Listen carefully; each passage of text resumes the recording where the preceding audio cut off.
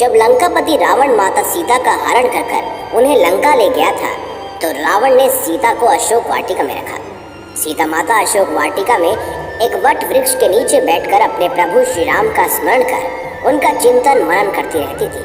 कई बार रावण आकर माता सीता को धमकाकर भयभीत करता, यहाँ तक कि रावण ने प्रभु श्री राम का भेष बनाकर माता सीता को भ्रमित करने की भी कोशिश की, परंतु वो भी हर बार सफल नहीं हो पाया। रावण इन सब के बावजूद कहाँ हार मानने वाला था। एक दिन वह फिर से अशोक वाटिका में आया और उसने सीता माता से कहा कि मैं तुम्हारे सम्मुख आकर तुमसे सीधे संवाद करता हूँ और तुम मुझे न देखते हुए एक तुच्छ सा घास का तिनका उठा लेती हो। तुम किस प्रकार की नारी हो?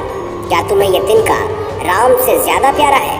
रावण के इन शब्दों को सुनकर सीता माँ कुछ नहीं बोली और उनके आंखों से अश्रु की धारा बह निकली। शायद वो उन पलों में खो गई थी जब वह श्री राम से विवाह कर अयोध्या नगरी में आई थी। नववधू होने के कारण उनका अयोध्या में खूब आदर सत्कार हुआ था।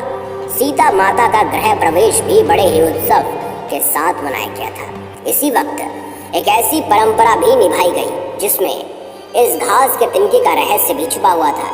जब नई नवेली दुल्हन घर आती है तो उसके हाथ से सब पहले कुछ मीठा पकवान बनाया जाता है ताकि जीवन भर परिवार के सभी सदस्यों के बीच मिठास बनी रहे। इसी परंपरा को निभाते हुए सीता माता ने भी खीर बनाई थी।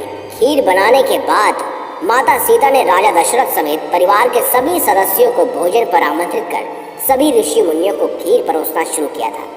भोजन शुरू होने से पहले ही उसी वक्त तेज हवा का झोंका आया और एक तिनका राजा दशरथ की खीर में गिर गया। माता सीता ने खीर में उस तनके को गिरते हुए देख लिया, लेकिन सीता माता के समक्ष ये दुविधा खड़ी हो गई कि वो खीर में हाथ कैसे डाले। इस स्थिति में आकर माता सीता ने उस तिनके को घूर कर देखा।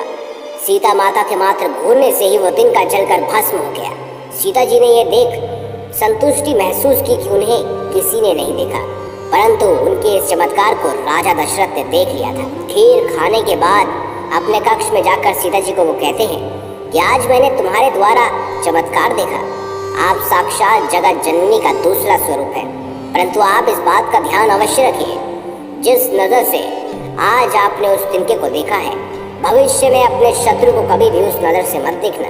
यही कारण था कि जब भी माता सीता के समक्ष रावण आता था तो वह राजा दशरथ की बात को याद कर हाथ में वो तिनका उठा लेती थी।